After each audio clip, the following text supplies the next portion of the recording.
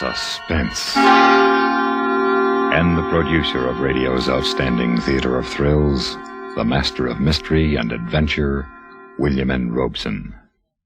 In a niche all his own, apart from other great tellers of tales of terror, stands the moody, dark, and devious genius, Edgar Allan Poe. Obscure and ambiguous, the rolling periods of his prose are not for the casual reader, no more than for the casual listener. But for sheer suspense compounded of horror piled upon horror, literature offers nothing more awful than the Pit and the Pendulum.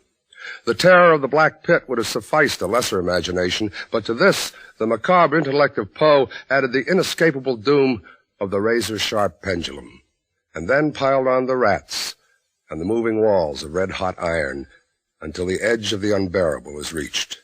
Can you take it? Can you listen through the next half hour? Try.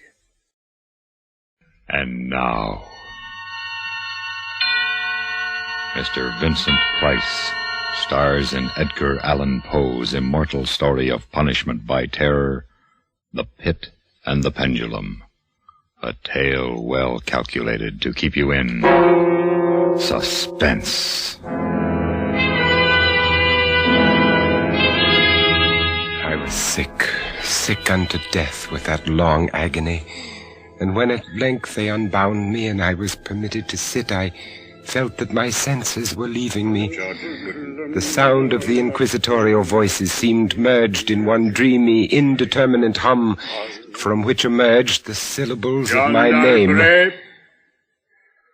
Captain Jean d'Albret. Good fathers, gentlemen.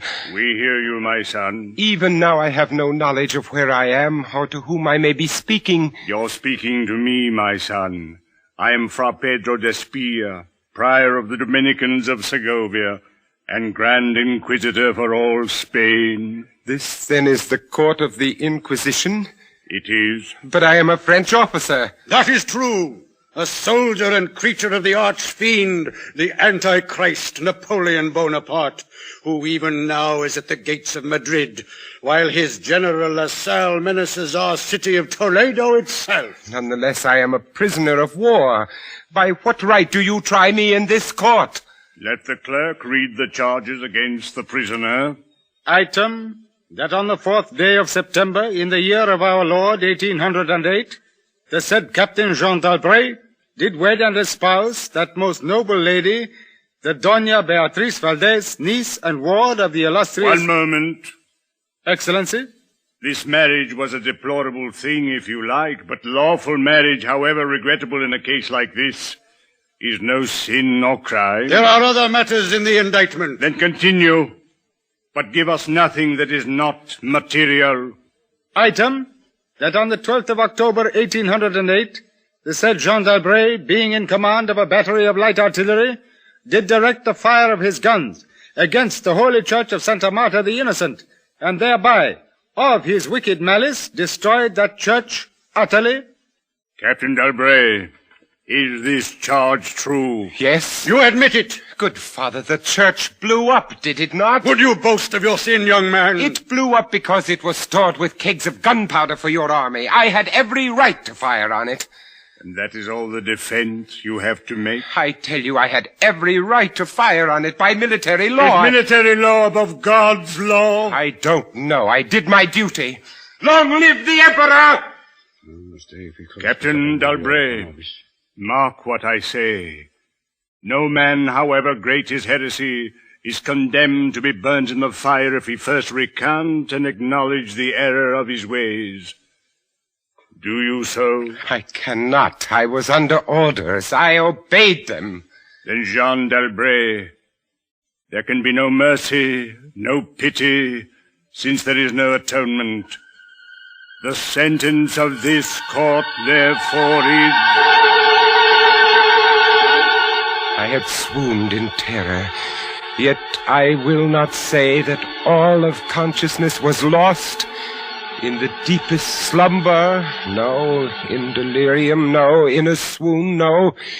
In death, no. Even in the grave, all is not lost, else there is no immortality for man.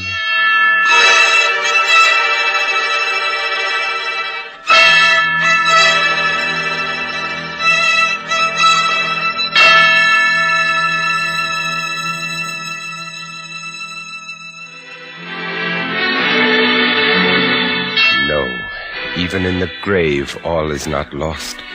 There were shadows of memory which told me indistinctly of tall figures that lifted me and bore me in silence down, down, still down, until a hideous dizziness oppressed me at that descent into the earth.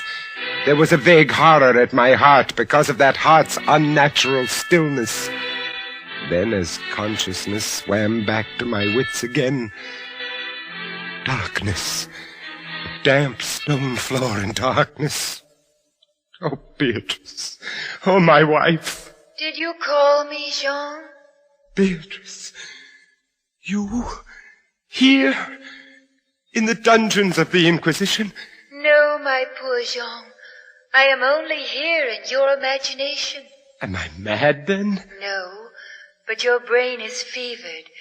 You only think you hear me. I hear you clearly. You won't leave me. As long as I am in your heart, I shall be here. Have they chained you to the wall? No, they've taken away my uniform. They've given me sandals and a robe of rough cloth, but I'm unchained. Beatrice, suppose they have buried me alive. Have courage, Jean. You must have courage. Then tell me where you are now, Beatrice, in the flesh, I mean.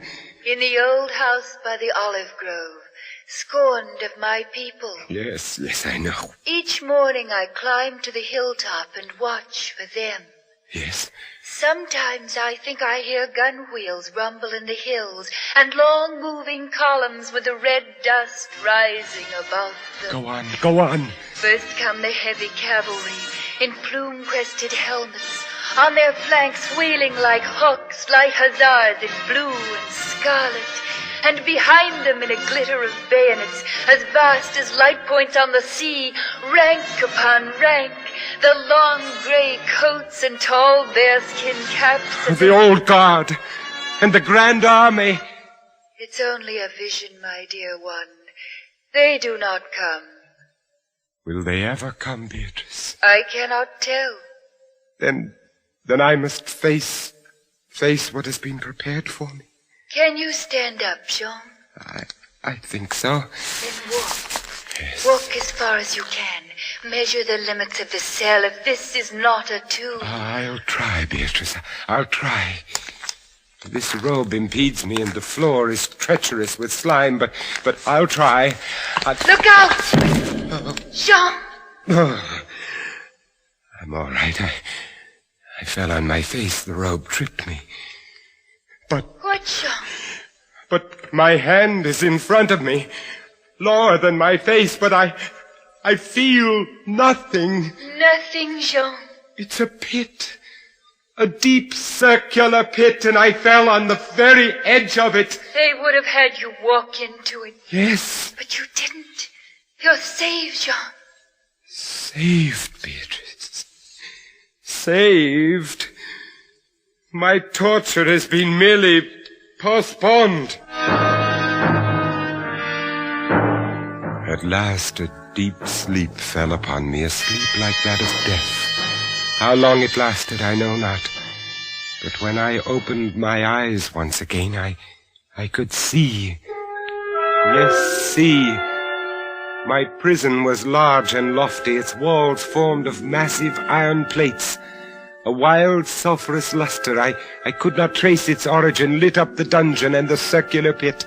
I could see, but I could not move. I lay on my back on a low framework of wood, securely bound by a long fastening resembling a surgical bandage. The bandage passed round and round my body, leaving at liberty only my head and my left arm.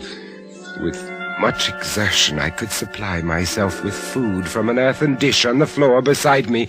It was meat, highly seasoned, and there was no water. Beatrice, where are you? I am here, Jean. Your voice sounds stronger, and I can see you. You are weaker, my dear, and more fevered. Look, Beatrice. Where? At the ceiling of this room, 30, 40 feet up. What do you see? I see, painted on the ceiling, a figure of Father Time. Yes, but this Father Time carries no scythe. He carries instead what looks like a gigantic pendulum from an ancient clock. And the pendulum is moving. A painting cannot move.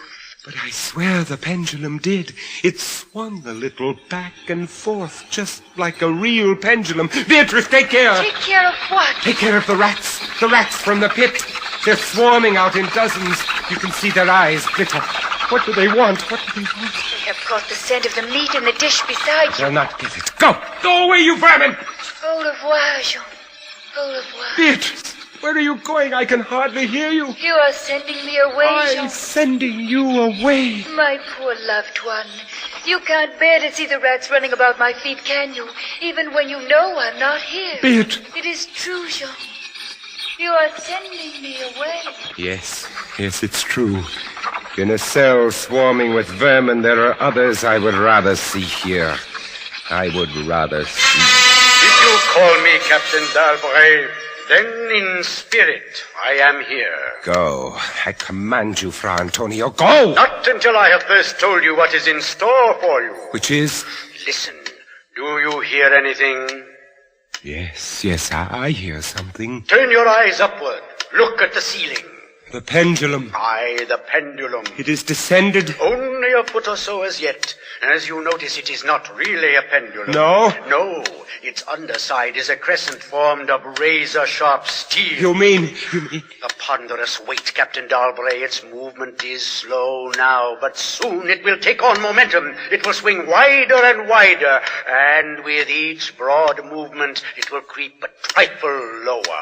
The steel is directly over me. Yes, above the region of your heart. How long before? You need have no immediate fear. It will not be too soon.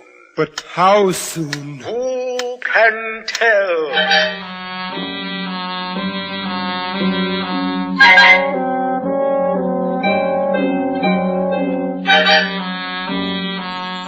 Minutes, hours, days. Who can say how long it was? It might have been many days before that hideous blade swept so closely as to fan me with its acrid breath. Down, still unceasingly, still inevitably down. The sharp steel flashed past within 3 inches of my chest. And then, only then, Beatrice. I hear you calling, Jean. I am here. Oh, Beatrice. Is there no hope, my dear? How can there be? 10, 12 more vibrations and it will fray the threads of my robe, only lightly as a razor in a delicate hand. There will be many sweeps down before it bites deep. I can't escape it, and yet, if only I could use my wits. You kept me away from you, Jean. You locked me out of your thoughts. If I am here only in your thoughts, why should I fear the rats? The rats? The rats? Do they still swarm here? Across the floor and over the meat platter. Yes. They have taken nearly all your food. Yes, they are ravenous. They have sharp teeth. The meat is oily and spiced. If I take what remains of it, scatter, you vermin! Rub that meat on the bandages that hold me here. Try it, Jean, try. It may be too late. If I move my body of a fraction of an inch up, Try it, I tell you, try. Can I stand those rats crawling across me? Can the flesh bear it? Oh, one of them has leaped on the wooden framework. Another follows. They are gnawing at the bandage. 7, 8 more sweeps of the pendulum. Does the bandage give way? A little. Lie still, Jean, lie still. 10, a dozen rats now. Is death, I wonder, worse than this disgust? A dozen sharp knives could do no better. The bandage has loosened to ribbons. If you move sideways, carefully, and drop to the floor. Beatrice, I can't move. My arms and legs are numb. There is no The power steel to... has frayed your robe. A minute more will be too late. Try. Then with all the strength that is in me and the hatred I bear my enemies... You're free. Yes, the second time I'm free. See, Jean. The pendulum stops. They are drawing it back up through the roof. Each move I make is watched. You never doubted that? No. Yet with all they could do to you, they have failed twice. They will not fail a third time, my dear. Listen. What do you hear? A groaning. A grinding as of metal. It is only the cogwheels of the pendulum. I think not, Beatrice. Why not? It seems to come from behind these iron-plated walls. It seems to shake the dungeon as a mill wheel might shake at it. Stand up, my Bougeon. Get up off your knees. I can't endure any more. Don't you sense even now the odor of the heated iron? Heated iron? Yes, the walls are beginning to glow red. Oh, Beatrice, I have been much humbled, but I won't have you see me in tears. I order you to go. Jean, in the name of Yes, heaven. in the name of heaven, go.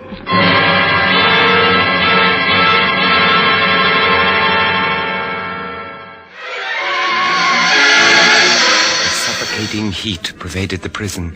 I could draw no breath of air into my lungs. Against the lume of that fiery destruction, the thought of the pit and its coolness came like balm. Does the pit please you, Captain d'Albret? You again? Do you find its contents pleasing? Not the pit. And how shall you avoid it? Look!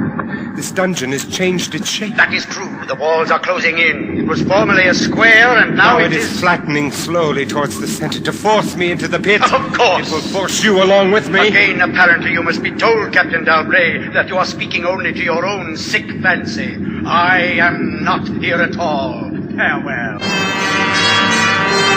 Now flatter and flatter grew the red-hot walls. I shrank back, but the closing walls pressed me relentlessly onward toward the loathsome pit.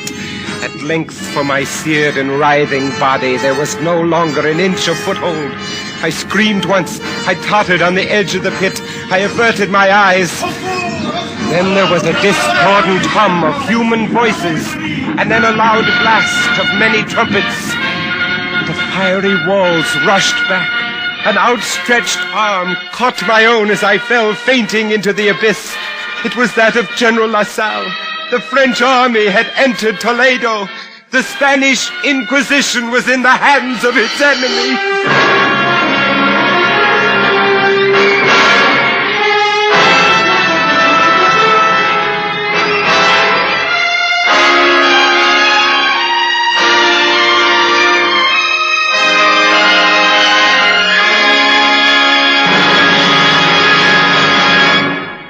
Suspense, in which Mr. Vincent Price starred in William N. Robeson's production of The Pit and the Pendulum by Edgar Allan Poe, adapted for Suspense by John Dixon Carr. In a moment, the names of tonight's supporting players and a word about next week's story of Suspense. Here's good news for everyone who appreciates fine music. Heinz Soups offer you the LP Record Bargain of the Year. The best of 57 in classical music by famous RCA Victor. It's a genuine Red Seal LP of $3.98 quality. Yet it costs you just $1 in cash and 4 labels from any of Heinz condensed soups. That's right, just a $1 bill and 4 Heinz soup labels. Think of it, 43 minutes of the world's great music. Highlights from 8 RCA Victor albums, performed by famous orchestras directed by Morton Gould, Arthur Fiedler, Fritz Reiner, and others. Here's the only way you can get this wonderful 12-inch record. Send a $1 bill and 4 Heinz soup labels to Best of 57, Box 57, Rockaway, New Jersey. I repeat, Best of 57, Box 57, Rockaway, New Jersey. Send for yours right away.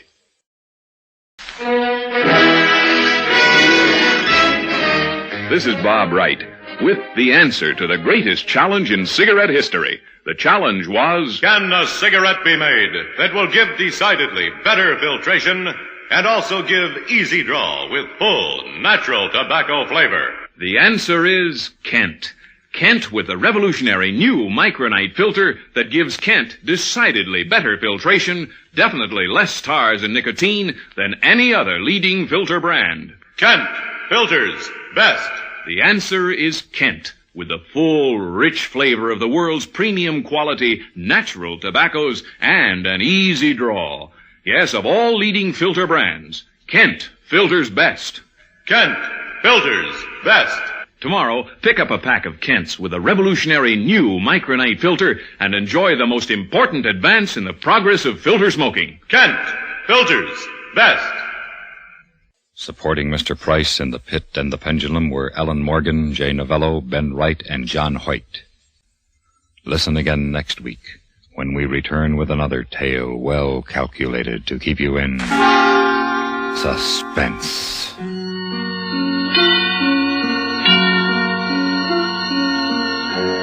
America listens most to the CBS Radio Network.